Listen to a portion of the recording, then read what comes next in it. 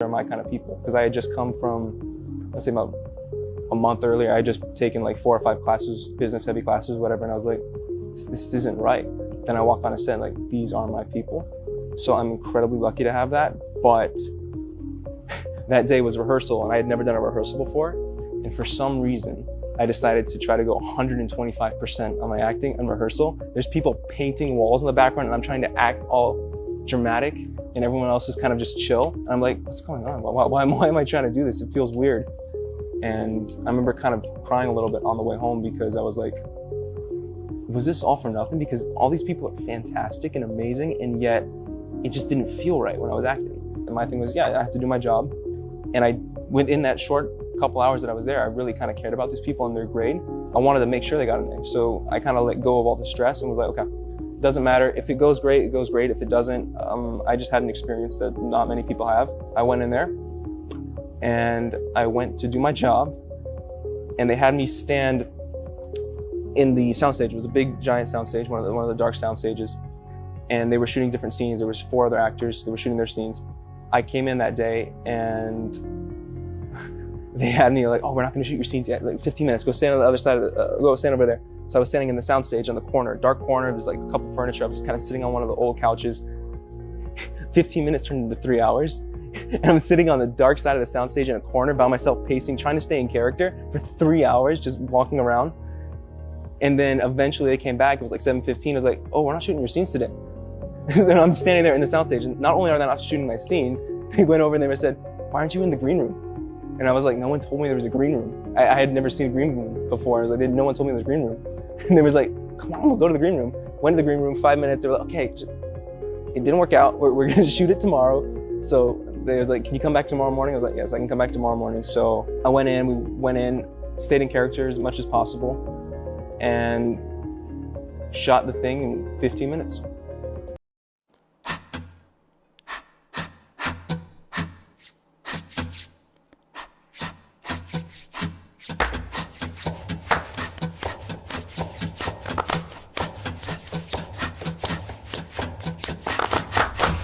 Musician. I don't need any music. I don't need you either! Shut up! Let me out. Let me out! Well, I'm involved in this movie, in this feature film, and it's called Love Trap. Super amazing film. Everybody involved is doing a wonderful job. From the director to the director/writers to the crew, everybody on the lovely crew, then to the cast. And just the entire setting in general, the environment is just so welcoming. Everybody is so diverse. But we all come collective to help invest into this vision that the director and everybody has of their own. But we all come in and just make it to be beautiful. So I can't wait for y'all to see that. Yes, sir.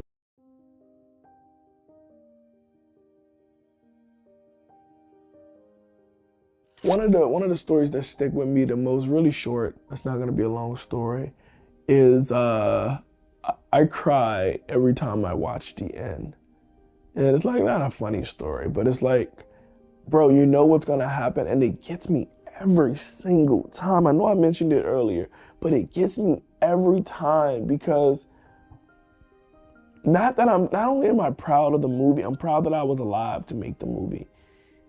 Like, I remember trying to harm myself, and I didn't want to die.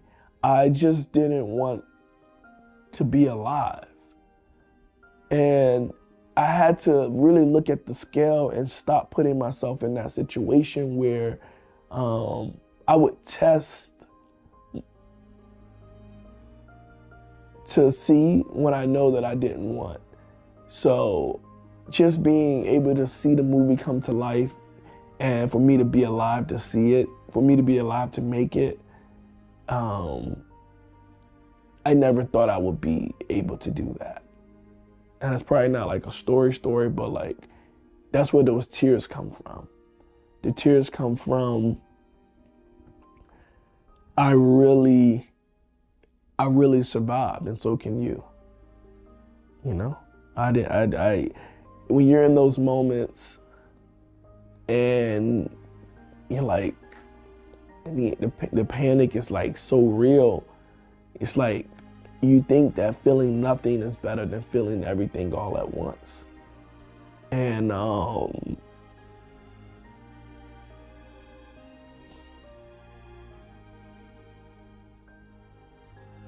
it's like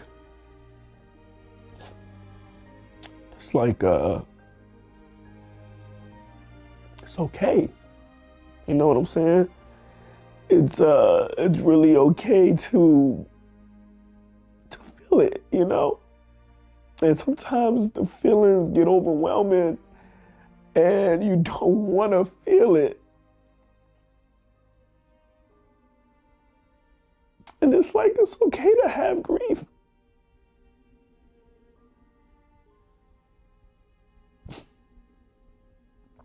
So I named the movie Good Grief because it's okay to grieve.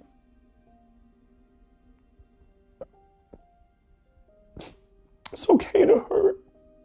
It's okay to feel.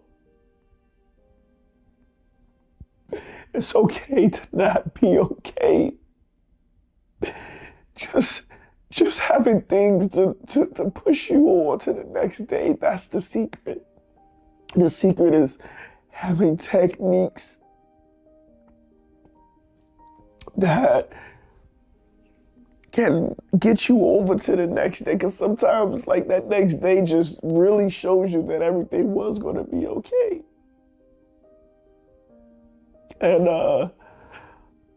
I'm just so grateful because everything, it was okay. And I thought it was the end. It felt like the end. It felt like nothing would feel better, but here I am. I want y'all to know it's gonna be okay. So yeah, just give me a second. So today's show, we try to have guests on every week, and so part of, aside from today, but on any given day, you know, I'm searching for artists to interview. I'm reaching out. I have artists that reach out to me as well, looking how they can be a part of the show. From there, it's, you know, promotion of their interview and all that legwork on top of my regular 9-to-5 grind. You know, I drive for a living, so I'm always out of town. I'm always going all the way up to Michigan, and in that whole day, really, it transpires into the whole week, really, because every from day to day, I'm editing videos of these interviews, I'm posting them, again, corresponding with different artists from everywhere, making sure I get them to send their music first. And half the artists that I don't even know, I have to listen to their music first. If I don't really like it that much, then I have to say to myself, you know, is it worth me interviewing someone that I'm not really feeling their music, or is it just me that's not really feeling it? And sometimes I'll send it to Fuego, be like, here, you know, check this out, tell me what you think. Or sometimes I'll say to myself, man, these guys got a ill following. Maybe it's just something I'm not up on yet, you know what I'm saying? So I have to just say, okay, I'm not rocking with it too much, but it is supportable, you know? And then from there, just try to connect everything. Today we had... It was cool for the most part. Let me see. I woke up this morning. Nah, I wouldn't say the morning. We woke up like 1 o'clock. It was like 1, 2 o'clock when we woke up, yeah. Lady said we had a long night though.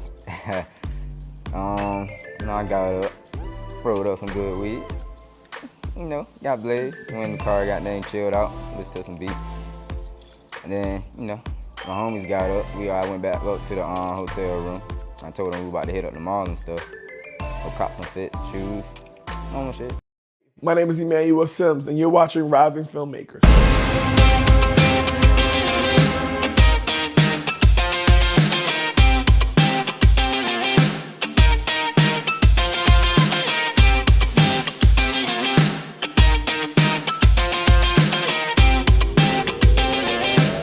Welcome to the Rising Filmmakers series featuring Emmanuel Simms, MFA, here with us today. We're here to explore his passion for film and his journey to the big screen. I've always been fascinated by movies. As a kid, we would sit around as a family and we'd watch them over and over again. We had about 30 VHS and we just circulate them all over again as a family. And it really sparked something within me. And I knew then that I wanted to do more than just be a viewer. So I pursued my master's degree in film later on in life. And I realized that that was the missing piece of the puzzle that I've been waiting for. And it allows me to create on a different aspect. Making movies is like, it's for me, it's high level problem solving. It's like you got to get all these different pieces to make the picture look like the one on the box. So I really enjoy just the trial and error, just the learning curve of it, the persistence, having the grit you have to make it through with it. That's incredible. What has been your most rewarding experience as a filmmaker so far? Well, that's easy. Last year, I was able to be a line producer on my first feature film called Love Trap. And this movie starred Khalil Kain, who was in Tupac Shakur's Juice. And it was super exciting for me because I'm like, oh my God. Like, I used to watch him on Girlfriends and like, I'm like getting him water, you know what I'm saying? And we had like these really deep conversations. And like, he knew that I was on a deeper journey for manifestation. He could tell, based off the conversations that we were having. And I just went up and asked him, I'm like, yo, how do you tap in? And, we got into it and he was like, letting go. When you let go, you're able to really be into your character. And I was like, yo, oh my God. Like, but I literally was like watching him on TV and now I'm line producing a movie with him in it. So I can't say it gets no better than that. You know what I mean? Why do you think it's so important to have diverse voices represented in the film industry? I think it's very important to have every culture, background, or perspective represented in film. It gives people an opportunity to see themselves on screen. And it's these stories that I believe could spark the decision to actually make real change in the world. So we want to inspire these people, and I think representation is key. That is a great point. As you continue to make films, what message do you hope to spread? I want to inspire people with my films. I want to give them a sense of hope and optimism that if they really do try, that they can receive the outcome. I do believe that fear can come in so many different forms that we don't even notice that it's there. And in times, I want people to know that they can still make it even though they're afraid, even though they're not sure that the outcome's going to come out, but they still pursue it because everybody that's gotten past that next step knows that the further that you push, the more you find out you can do.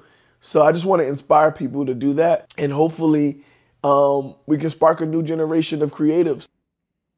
That sounds wonderful. Thank you. Finally, Mr. Emmanuel Simms, what would you say to any aspiring filmmakers out there, such as myself? I would say don't be afraid to take chances.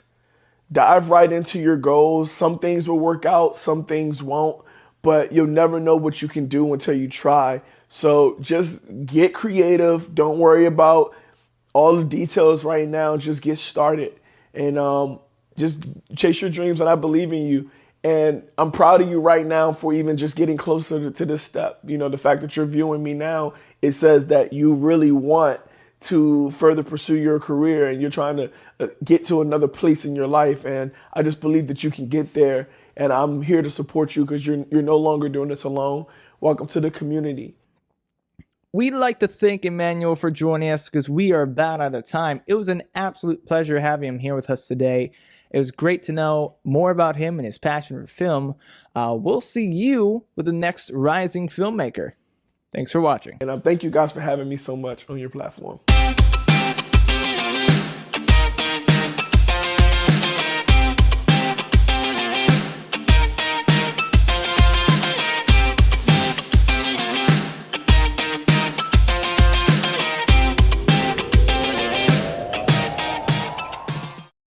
A masterclass by Willie Paul Womack Green on his song with LMA Philosophy called Riverside.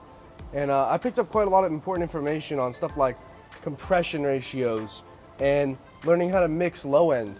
I have a lot of low end frequencies in my music, and for me, picking up on any sauce or valuable information that has to do with making your low end sound as clean as possible, that's always valuable for me. You know, a lot of rap music today, a lot of trap music, house, all the music that has a lot of heavy low end is very moving in a certain direction, but we don't see the mixes growing in quality a lot of the time, and that's something I want to take in when I do my music as a trap, rap, and reggaeton producer. I got into work, and then I put my new pair of shoes, because technically you're not allowed to wear outside scrubs inside. So I put on my second scrubs, and then I put on my second different shoes, and then my second something to cover your hair. And then I went inside and I worked in decontam today. It was so fun. One of my gloves broke, and I had literally human fat and veins in my gloves. So it was like all over, and it just spilled out of this instrument. And I was like, okay, that was really fun. So I ungown, I scrub everything with hot water, put on another PPE on, and then I had a lot of eye trays, a lot of heart trays, and I was by myself in decontam because I'm always working solo, which was really fun. Hello and welcome. My name is Emmanuel Simms, and I'm thrilled to have you here, a part of our Lights, Camera, Action film program. First and foremost, I would like to express my sincere gratitude for you choosing this course to embark on your film journey. Filmmaking is a powerful art form that allows you to tell stories, evoke emotions, and create lasting memories. And in this course, we'll dive deep into the world of film production, exploring everything from generating creative ideas to showcasing your finished film. Over the course of our time together, we'll discuss the fundamental aspect of filmmaking, including camera operation, lighting, sound, directing, and more. You'll gain practical knowledge and hands-on experiences that will allow you to bring your vision to life. I want to emphasize that this course is for any individual, all ages and background, who may have a passion for filmmaking. Whether you're a beginner eager to learn the ropes, or someone with some experience looking to enhance their skills, there's something here for everyone. I'm here to guide you every step of the way, sharing my expertise and insight gained from years in the industry. But it's not just about me teaching you. It's also about creating a supporting community where we all can learn and grow together. So get ready for an exciting experience filled with creativity, discovery, and the joy of filmmaking. By the end of this course, you'll have the confidence and knowledge you need to plan, produce, and showcase your film. Remember, this is just the beginning of an incredible adventure, and I cannot wait to see what you create. So let's jump in and make some movie magic together.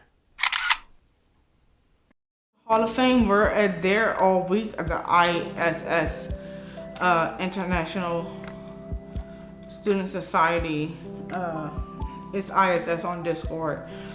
So I just got here today to meet these people. So these are my club friends, and they're the very best friends you own. So ISS is the International Student Society, and I am part of that club. I'm very popular on Discord, but to meet these people in real life have really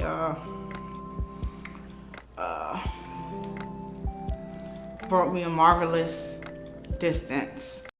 It's just like I'm a Rasta. I might grab some fish out the sea, but I'm a city boy, you know what I'm saying? I need Wi-Fi. You know what I mean? I'm an urban Rasta man. Urban, actually, people misconstrue the term and think that it means black. Urban means city. So, you know, if I'm an urban Rasta, I was born in Queens, New York. Jamaica, Queens, no doubt. But I am Jamaican, you know what I mean? Spent time in Jamaica and in Jamaica, Queens, funny enough, growing up.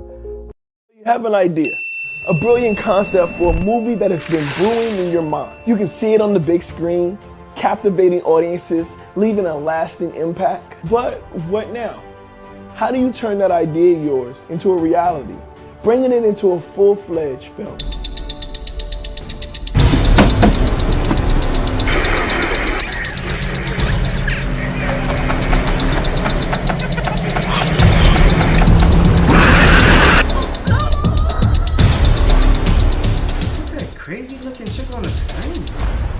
on that. I got so many women problems. My X chromosomes, they ain't never show up.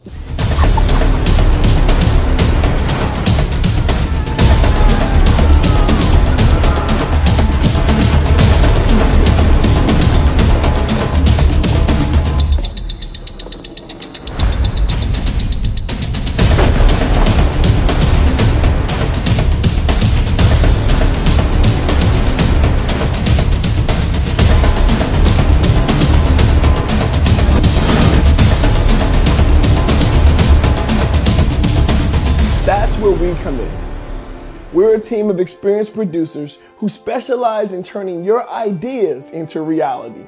We take your vision and guide you every step of the way, from concept to the screen.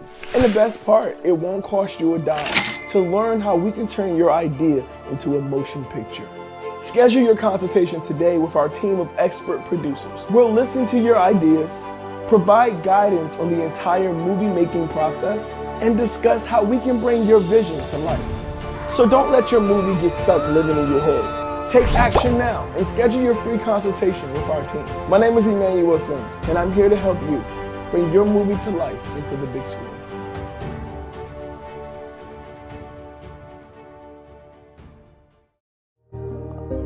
It's a mess, you know. It's a mess globally. Everything went up. Money is losing value. You know, everything going up. So I have to secure my source of food first. And me and my friend, we just purchased 1 acre, and then now the second one. So that one already have a pit, and we dig a little bit deeper. We're gonna get some water, you know. So I have my own source of food and water to secure my future. If things go back to how it was before, it'll be great too, you know. But still, I'll have a garden, you know what I mean? And then one day maybe I'll take my grandkids to the garden that I grow, and you know, let them climb the tree, you know, eat the fruit off from the tree itself. You know, like how many people out there have that opportunity? You know, most of the fruit you eat in the market, like they plug it from the tree at a young stage, so that when they ship, it doesn't go bad, you know. So slowly it was forced to ripe. You know what I mean? So the quality of fruit and vegetables that you eat right now are all-time low. You know, we eat frozen meat. I mean, nothing wrong with that. It's just that we could have better, you know. A lot of my castmates was like 10 years younger than me, so seeing how their mindsets are during this time and seeing them go for something they really want to do, because I didn't do that at their age, and like they're doing it with the right mindset and stuff like that. It just inspires me more. Like, yeah. Although I'm at my age, I still can do it and I'm still going to do it. But yeah, so we got to set, and I kind of chilled out in Holden a little bit with some of the extras and got to meet them. They were really cool. One of them actually bought one of my books this morning. Yeah, and I was like, oh my God. Now I got to see him again so I can sign it.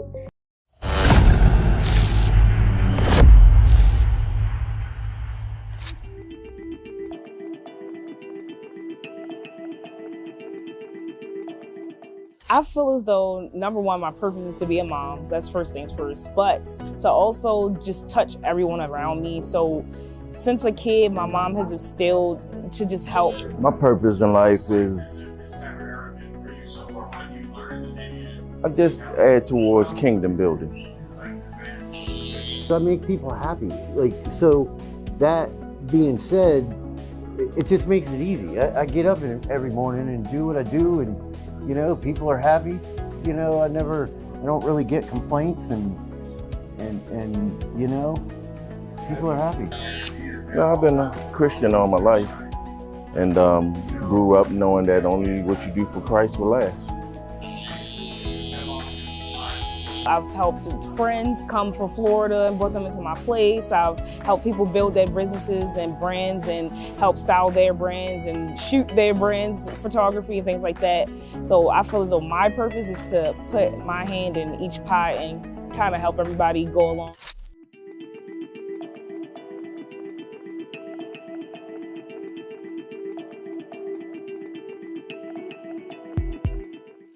How did I discover it? It's more so, I'll say something that's always been in me.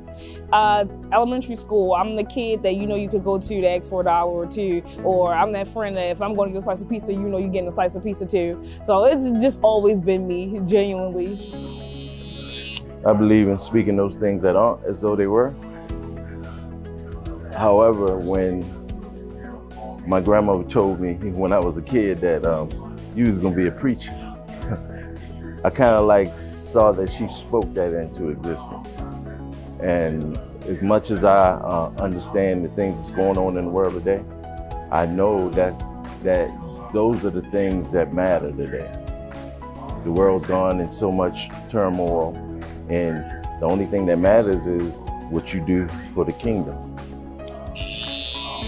The motivation for me is just me. Like, I feel as though I deserve more. I have always wanted and yearned for more. I was that kid that wanted to go to NYU. I didn't have the $50,000 a semester, but I wanted to go to NYU. I had always had big dreams. I wanted to be the next Bill Gates. I wanted to be Duff Goldman down at Charm City Cakes down there. I've always aspired to be the next great. Well, one, don't give up. And one of the things that I do sometimes, because easy does easy, and I say that all the time, okay? And what I mean by that is when you wake up in the morning, you go, oh, I got school, oh, I don't have to go. I can go tomorrow. Count backwards, do something, get up, do something to get yourself out of that, and then get up and go do what you gotta do.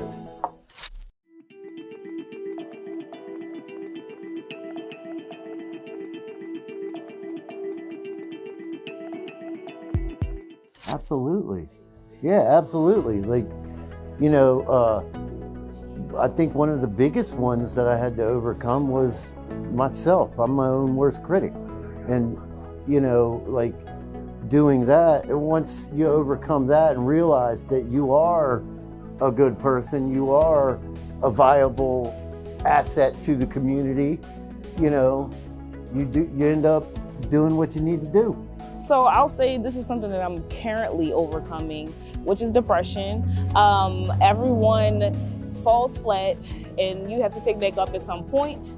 And right now, I just started to do things that made me happy again. So as simple as it seemed, I went and loaded up the Sims on my computer again. That was something that I did every single day as a teenager. I needed to make myself smile. I needed to feel like me again. I started to create more. So I actually have a sweater that I created sitting on my doorstep waiting for me right now. So just redoing those things that I know I'm supposed to be doing versus trying to figure out all of these other avenues when that's not working for me. Absolutely. You don't know my history, but ironically, I've been through so many challenges. I spent over 15 years in prison, came home and made a conscious decision that I was gonna walk, in the right way today. And ever since then, I've been blessed. I've been living the abundant life.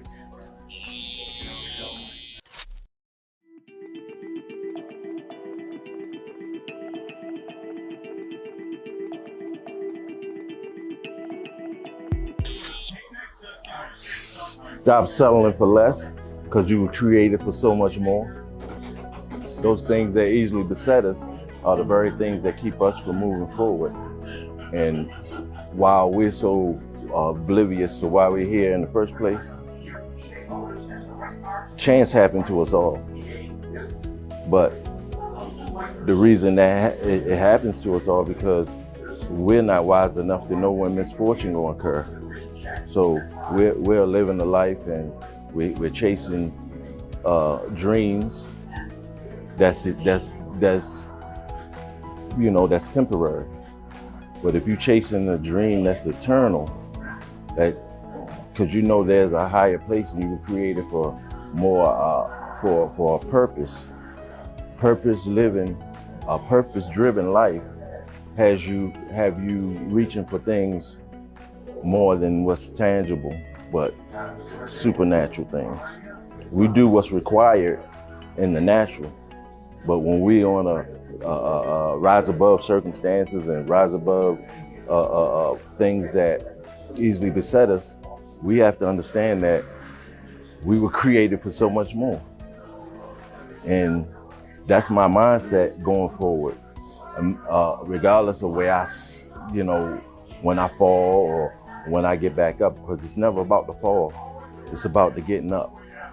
Because the just man falleth 7 times, but what makes him just is that he got sense enough to realize he can get back up and get back in line. This is for all of the smart kids in this world. Just because you know it doesn't mean you don't have to do it. That's where I went wrong. Every answer on the notebook, I knew it.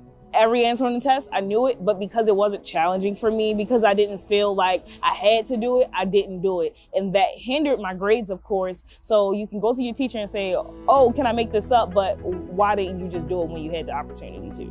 That's genuinely, just do it. Like, take every opportunity that you are given, because if you don't, you're gonna find yourself wishing, and wishing will not get you anything. Take the opportunities.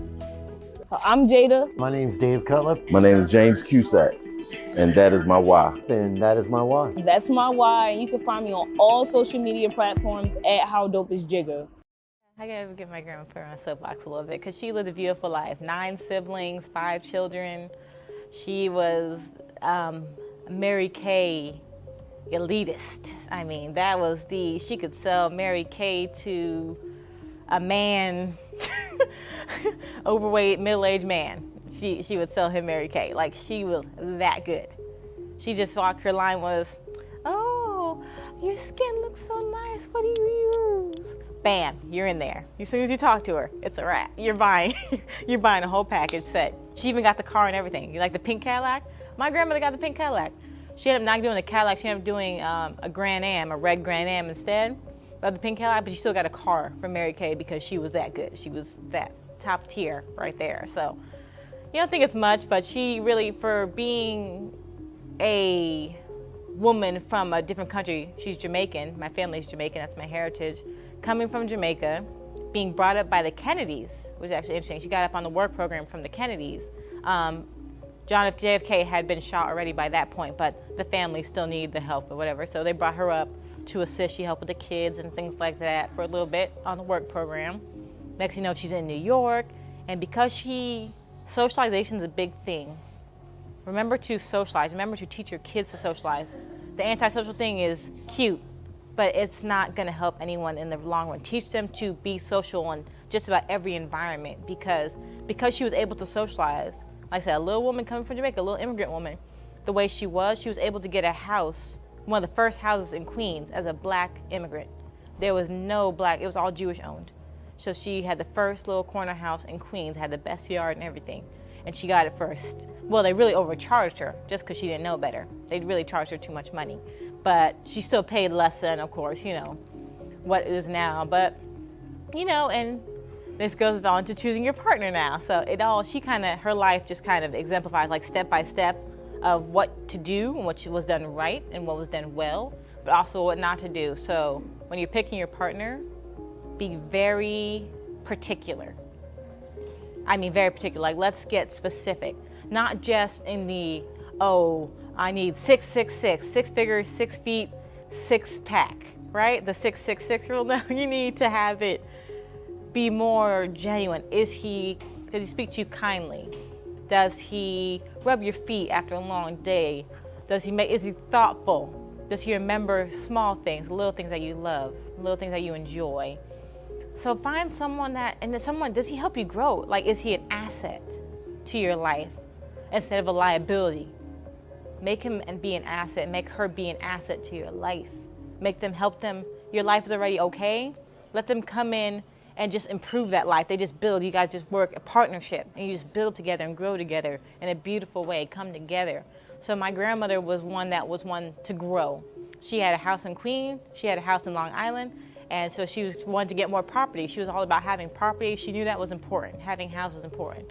But the men she was with weren't thinking about it like that. They were okay with, just being, just existing. They didn't necessarily need more. They weren't ambitious like she was. So that cost her. It stopped her from doing a lot of things and kind of getting to that next level in her life that she wanted to get to, that she's working so hard for. So just be mindful of who you're with. And so now, and now she's in her elderly age. Now she's in a nursing home with, like I said, she has her family that still loves her, but, she doesn't have her houses anymore. She doesn't have her car anymore. She doesn't have, so all that's gone. And like I said, it's New York now. So her house that was in Queens, that was, I think, $60,000 at the time when she bought it, is now probably what, $2 million easily, like without even blinking, in New York. And it had an attic and a basement, so she could have rented out both things. She could have had like 6 bedrooms to rent out. She rented out the bottom one. But yeah, it's just being mindful of these things. So when you get these things and pass these things on to your children, teach them how to use it appropriately, educate them on it, so they know and they can use it responsibly and it continue to grow and work for them. Land is critical. Houses are nice, property is nice, but land, that's what we're missing. The land, the property is not ours. The property we never really own, because they can say, we need to totally demolish your property, we'll pay you something, because the land is ours. We own the land underneath your property. And that's what's happening. That happens a few times in a few different states. So just be mindful of that. Like, you don't own the land, you own the property. And that means nothing, because they could just demolish it and they own the land. And legally they can, because it's their land. You're on their land.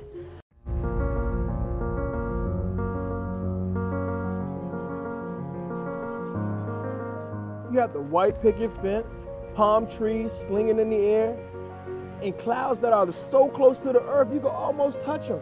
They just sit up there living their best life, bro. Clouds got the best job.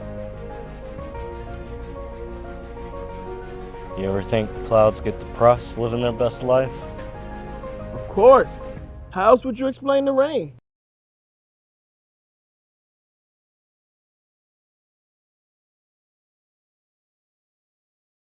Well, congratulations, Tanisha. Thank you. This is an epic movement for not just teens, but women everywhere. Everywhere. First, we want to say welcome to That's Me Faith. Welcome to The Well. Welcome to God's Ordinary People Blog Talk Radio Show. We are so excited to have you and your wonderful husband, Minister, Pastor, Elder, Gosa with us, the king who hails the queen. Yes. And so we are so excited to have you. I know you had a long day. You are fabulous. Thank you so Your much. whole venue is amazing. Thank you guys you. should have been here. Yes. It's amazing. Thank you. Your books are gorgeous. Thank you. They are fabulous. Yes. Honey, when I say you put royalty out there to the world, you put it out there, right? So tell us a little bit about yourself. Sure. I said keep everything down in 1 minute, but okay. Yes, yes. Okay. So, yes, I am Tanisha Gosa, and I am definitely married to my college sweetheart, Pastor Ciandre Gosa. I am a social worker. I am a motivational speaker. I am first of all, most of all, I'm a child of God. That's first and foremost. I'm an encourager, and now I am an author. This lady, she got it going on, right? Okay, so your journals are geared towards teens. What was the motivation behind that? So actually, I have one geared towards teens, and the other is geared towards women as a whole in general. Okay, okay. And so what motivated me was that when I was given my first journal at 12 years old, and so and I still have it. Down through the years, I've been journaling, getting my thoughts out there, writing the vision and making it plain like the scripture says, and just putting down goals and aspirations. And I felt like now was the time, because of everything that we're experiencing in life as women, as people, you know, was a time for us to really sit down and be able to get out our thoughts, be able to really get out and write the vision and make it plain. And in working in the mental health capacity, journaling is like key. I encourage my clients all the time to journal because you're able to get out whatever you have in, you got to get it out somehow, some way. So why not put it down on paper? Well, there goes 2 questions on the list. Okay, so you've gotten here. Yes. What's next? Oh, what's next? This is big. Yes. This is epic. This is a movement. Yes. And what better time to do it when we're celebrating women? Yes, exactly. What's next for you, Tanisha? So I don't even know all that God has in store and what's next. I do want to get out and get into the community. I do want to get into the schools. And I do want to get into different women's groups to spread these journals. I don't know, a tour might be next. See, that's what I'm talking about. A whole tour. This is amazing. Yes. Can you imagine TD Jakes, Sarah Jakes now, giving you a call and saying, I've seen your journals. Wow. We want you to come. What's your response? When? I'm coming. I'm coming because I'm at a point in a season in my life where I'm just stepping out. I'm like Abraham. I'm just stepping out. I don't know where. I don't know how. Even the fact of being here in Delaware, how I got here was an Abraham experience because I didn't know anybody here. I didn't have, you know, any family here or anything. So I came out here for school by myself, and look what I've gained in the last 16 years. So I'm just remember what he did for me when I left from Jersey to come here. I'm remembering that even as I go forward in this next journey in my life. 2 inspirations. Who were 2 inspirations in your life? 2 inspirations. One is definitely my husband. My husband, hands down, you know, we're young. You're a young couple, and my husband has been there for me. Whatever it is that I envision or want to do, he is wholeheartedly there for me, encouraging me, pushing me. He always tells me, if God is in it, then go forth and be great. My God. And then the other inspiration is on yesterday, we funeralized our great-grandmother, my husband's great-grandmother and my great-grandmother-in-law. And so in honor of her, she is my inspiration because she raised 8 kids by herself and was a trooper even throughout her illness and her sickness. So she's another inspiration. And I actually gave her she's on the front of my journal.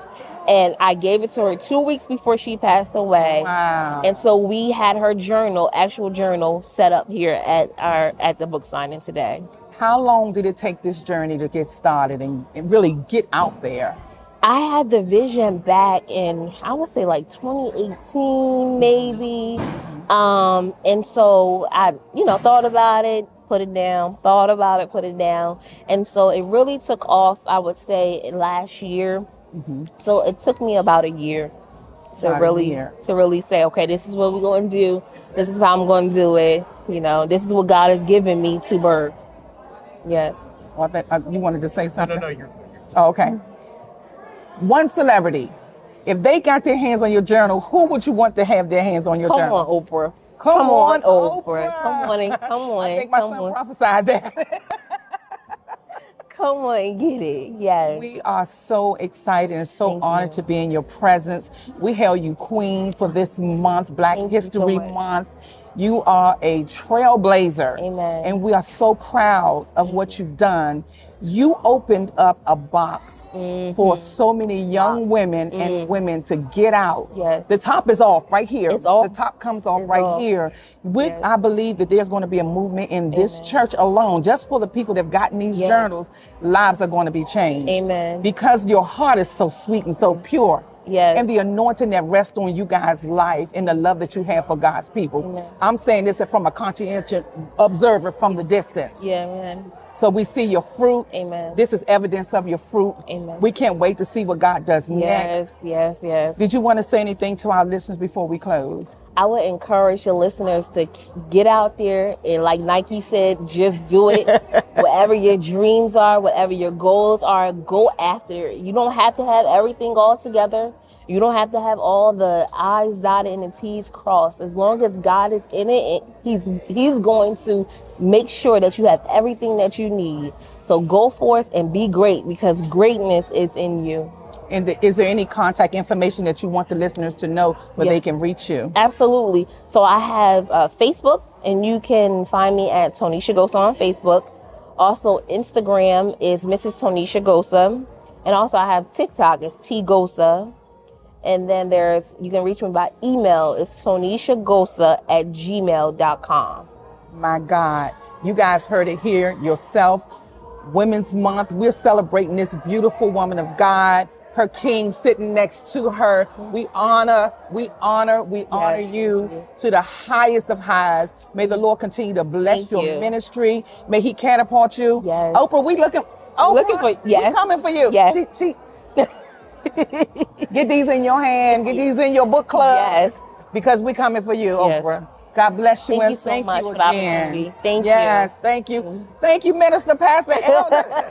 We appreciate y'all. May God continue to bless you. Thank you. And continue to drag and pull and take y'all to the lowest of lows. People that don't know God. Yes. Get their hands on these journals. Yes. Well, we're going to help you make sure they get them. Especially the people in the hood. Yes. Because we from the hood. Yes. Okay. Yes. So I come to you from That's Me Faith, from God's Ordinary People Outreach Ministries, also from At the Well Blog Talk Radio Show. Thank you, thank you. Thank you God so bless you.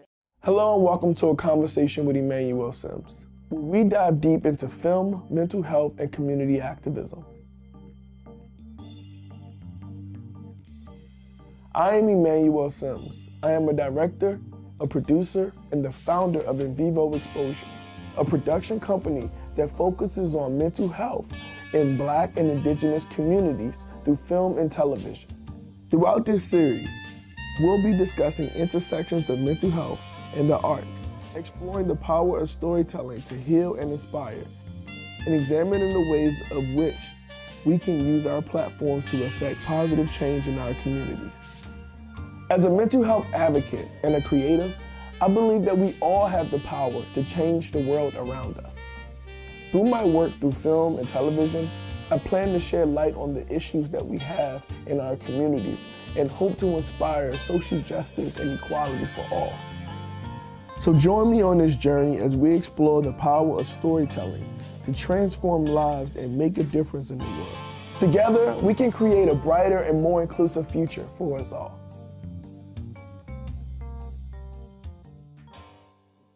For me, I was inspired way before Good Grief was even thought of.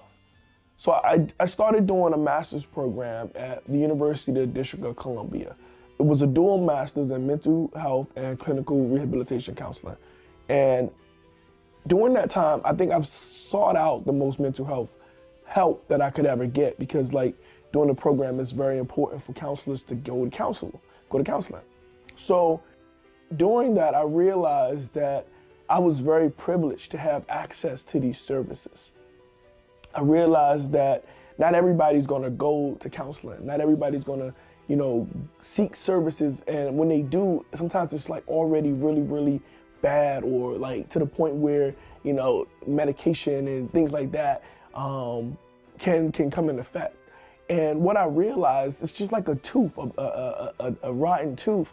If you leave it too long, it can shut down your nerve systems. It can ruin your brain. It can do all types of different things like that. So it's the same with mental health. And I realized that if we were to treat things a lot sooner in our community by at least educating and teaching little techniques to us, to our people, that we will be able to actually prevent a lot of the extreme cases. And I say that because just me being aware that anxiety was real, I was able to go back to all of the times that I had a panic attack and said, oh yeah, I know why this was caused. I know what I could have did differently then, but I didn't have those tools now. So in Good Grief, I teach a grounding exercise. I went to film school after going to school for counseling. I said, okay, I'm not going to an office. I need to be able to teach in another different type of way. And I can tell stories visually. I wanted to be visual. So I went to film school, Full Sail. And during spring break, I said, it was like an itch that I had to scratch. I just needed to get this movie done. And I kind of felt like I portrayed the idea by making my thesis into a sci-fi film. And we'll talk about that later, the surprisingly interactive audiobook. It's a sci-fi, it's the same as Good Grief, except it's a sci-fi. Same story, different genre. And I didn't really get the message across in that movie. Like the whole first screening was like, it was like weird because my friends and classmates and colleagues and teachers were there, but it was like dead silence, and I realized that the message wasn't clear. So I rushed to get Good Grief done in 2021 because I felt like I had to justify myself as an artist, because I felt like I sold out for the VFX, you know what I mean? And I didn't really stick to my mission of teaching this grounding exercise. But I got lucky because during spring break, I was able to shoot this movie with some friends. We had a skeleton crew, literally whoever was available in Florida from film school, and we got together and we shot this movie. And it was important to tell this story because I wanted people to know how to do the grounding exercise. I wanted to teach how to bring ourselves back into the present moment. I wanted to educate what ruminating was. Watch this clip here. But for real, you should try grounding. You ever do that before?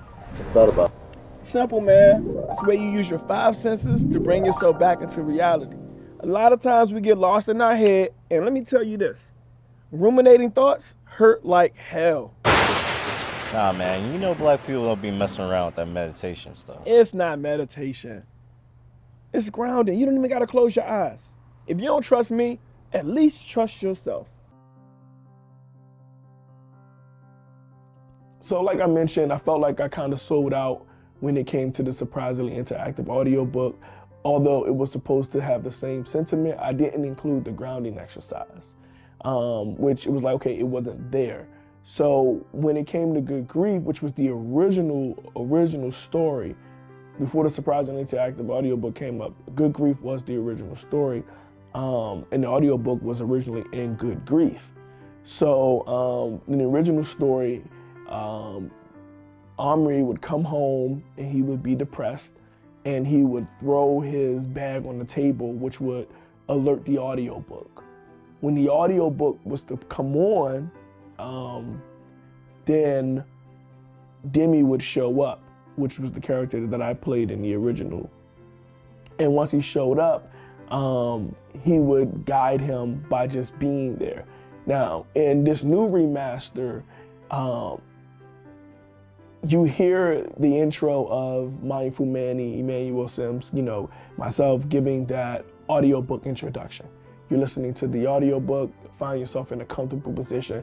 And in the first movie, we didn't kind of give that. It just showed him going through the ups and downs, the trauma of not having quality health insurance, which was giving him people who didn't really care or just looked at him as a number, rather than trying to, you know, be empathetic. They're like, hey, you know, we'll get some more out the cage next week. And he's like, you know, just he's already going through it, and it's like the people that's supposed to be helping him aren't helping. So it's like, I'm at the end, you know what I mean? And this is the true story based off my life. I was listening to audiobooks that saved my life. Shout out to Audible, let's do something. Because I was listening to audiobooks, and that's what was helping me dig my mind out of the rut. That on top of all the mental health learnings that I had, you know, 63 credits in a master's program, that I lost my mind at the end.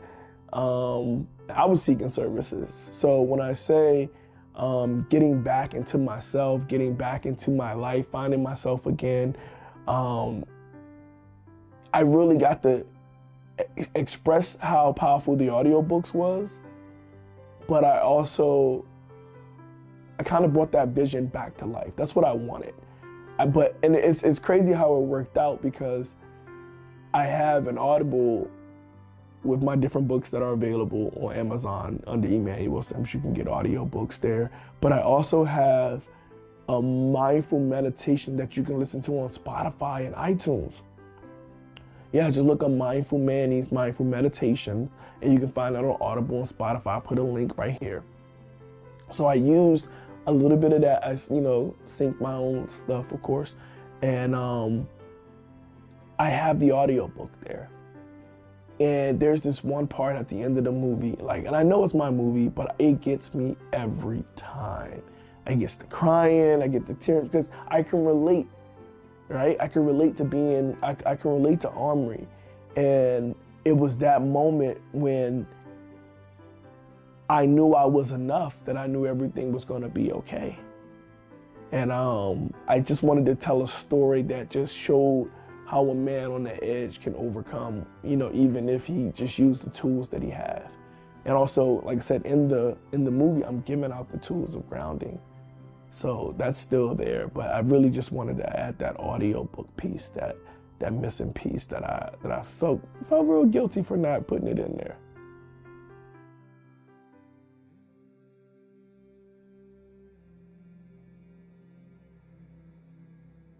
The challenges that I face producing Good Grief,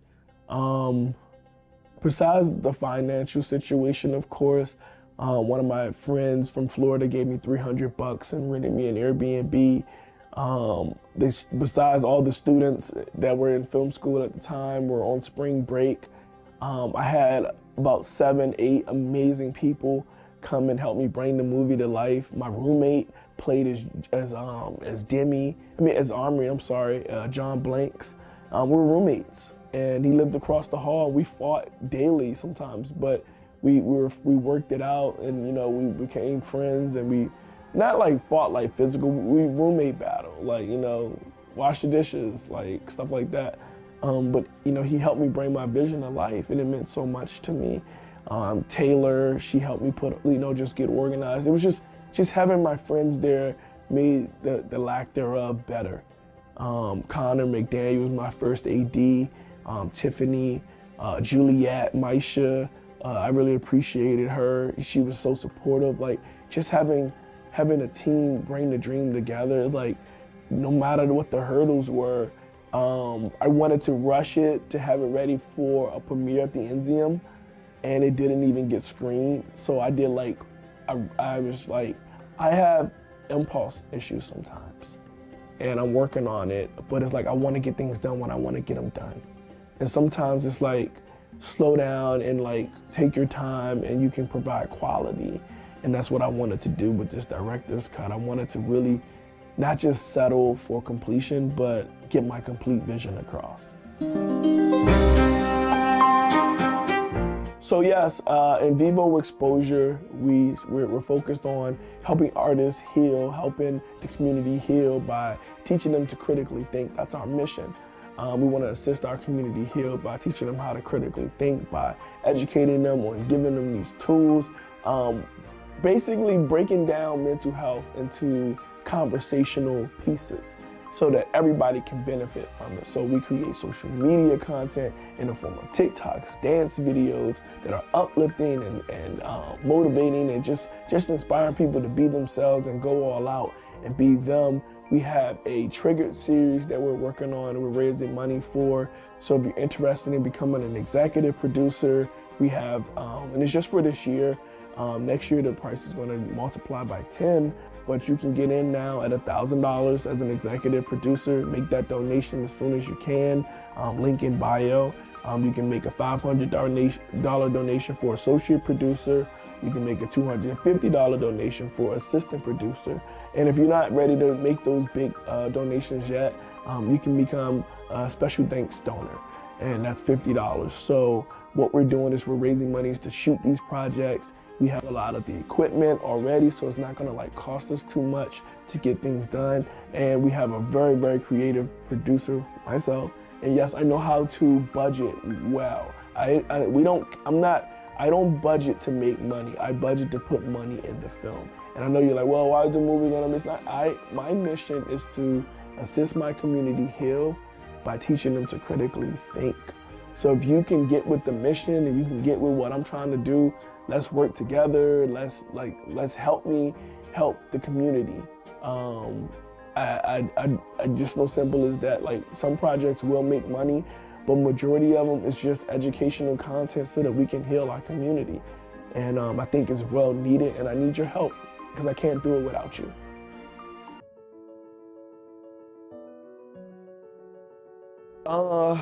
Yeah, so one of the stories that stick with me the most, really short, it's not gonna be a long story, is I cry every time I watch the end. And it's like not a funny story, but it's like, bro, you know what's gonna happen, and it gets me every single time. I know I mentioned it earlier, but it gets me every time because not only am I proud of the movie, I'm proud that I was alive to make the movie. Like, I remember trying to harm myself, and I didn't want to die. I just didn't want to be alive. And I had to really look at the scale and stop putting myself in that situation where I would test to see when I know that I didn't want. So just being able to see the movie come to life, and for me to be alive to see it, for me to be alive to make it, I never thought I would be able to do that. And it's probably not like a story, but like, that's where those tears come from. The tears come from, I really survived, and so can you. You know, when you're in those moments and you're like, I mean, the panic is like so real. It's like you think that feeling nothing is better than feeling everything all at once. And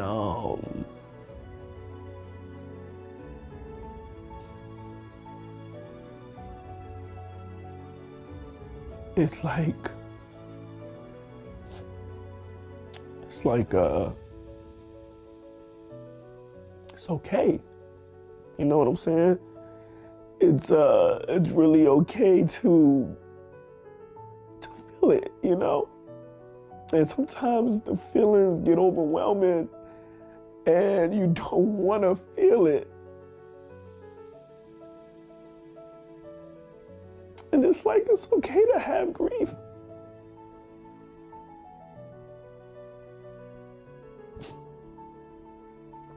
So I named the movie Good Grief because it's okay to grieve.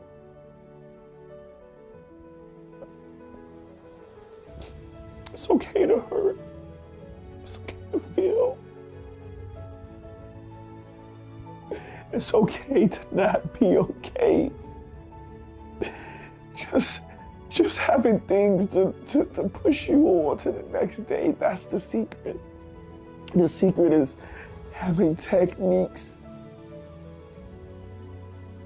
that can get you over to the next day, because sometimes like that next day just really shows you that everything was going to be okay. And I'm just so grateful because everything, it was okay. And I thought it was the end. It felt like the end.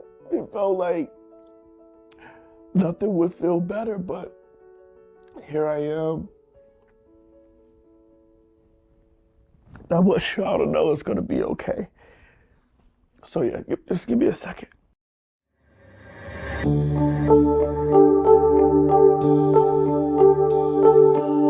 That's a way to bring it back. Okay, good shift.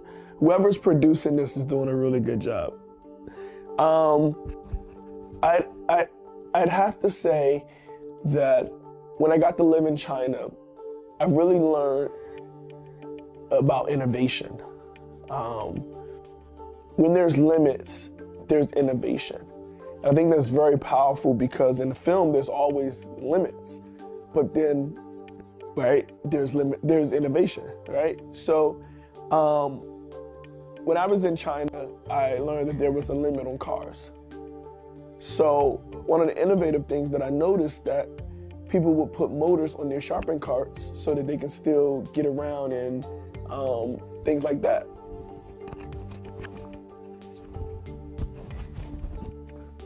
Sorry. And people can still get around and, not have to just push the carts, but have a little motorized push with it. And I thought that was super innovative. I learned that in China, the way they keep their GDP up is that they keep the cycle flowing, basically. So if they keep the carpenter building, they keep the masonry making the cements or however it works. I may be getting all of this stuff wrong because I honestly got a C in those courses. I started skipping school and being an entrepreneur while I was in China. So whoever came up with these questions, really good questions. But yes, no, I really did learn that as long as you keep the cycle going, as long as you keep oiling the well, as long as you keep working at it, everybody will be able to work. And in film, everybody has an opportunity to work. From pre-production, from idea to post-production and screening and wherever you go with your film, there's an opportunity for everybody in every skill, from sign language to artists who draw paper, to people who do paper mache, to people who style rooms, to people who make music, to people who just, play music. There's so many opportunities for everybody in the industry to work together from every form of art and create this masterpiece. And the more that you work with, the more that you can add and invest into this creative piece. So that's what I learned when I was in China. It's when there's limitations, just get innovative. When there's limitations, make innovations. I'm trying to make something round, but whatever. But it's just keep working, keep redoing, keep the cycle going. And when there's limitations, have innovations. And that's how my Chinese history and economics play into my film and directing producer. I'm innovative. It's gonna work out. That's a good twist after the twist. Thank you, guys.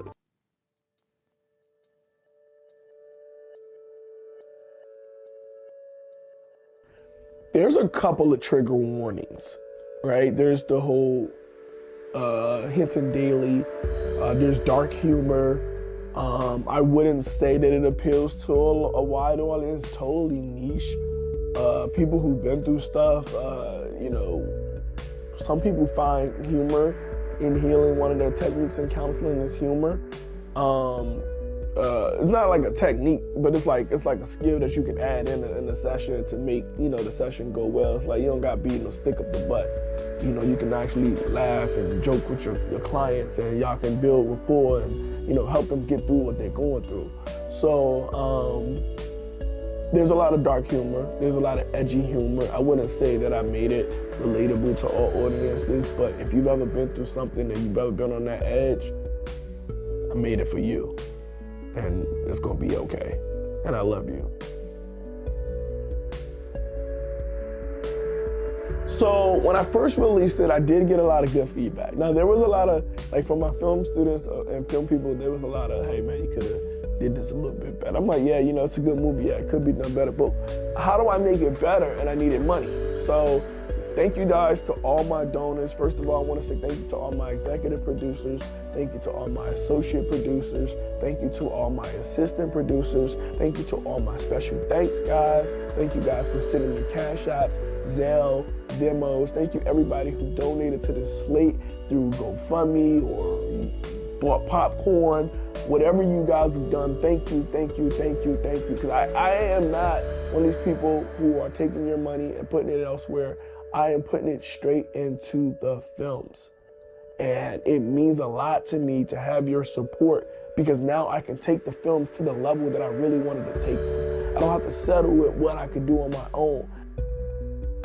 I'm a father, I have children, and it's hard. And I appreciate you guys for making it less hard.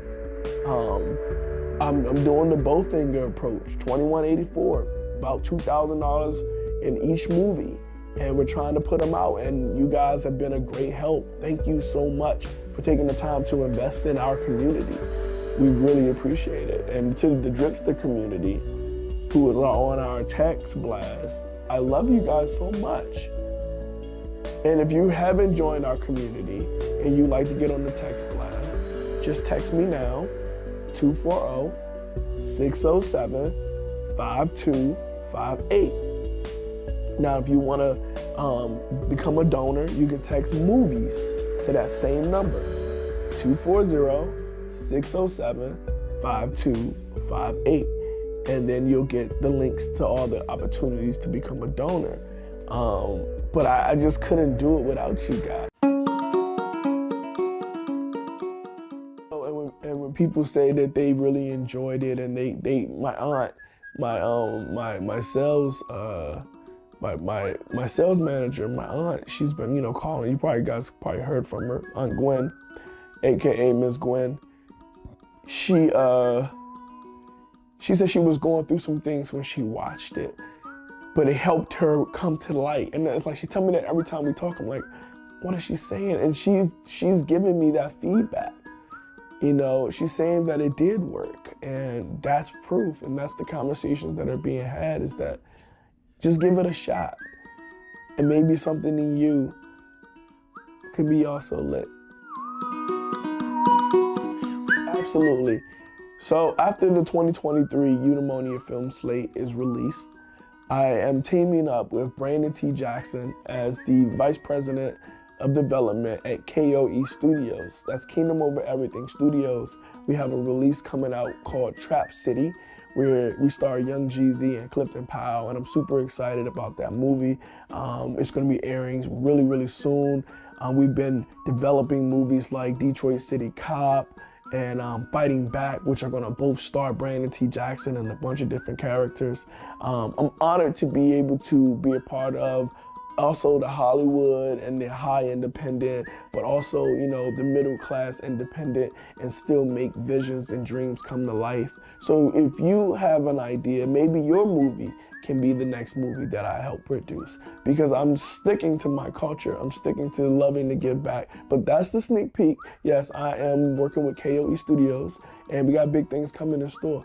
But if you have a movie and you have a story that you want to tell, shoot me a text, 240-607-5258, and maybe I can bring your vision to life. Once again, my name is Emmanuel Simms, aka the Drip Headmaster himself. And if no one's told you they love you today, remember God loves you, and so do I. And to make it a great day or not, the choice is yours. Dribbity, dribbity.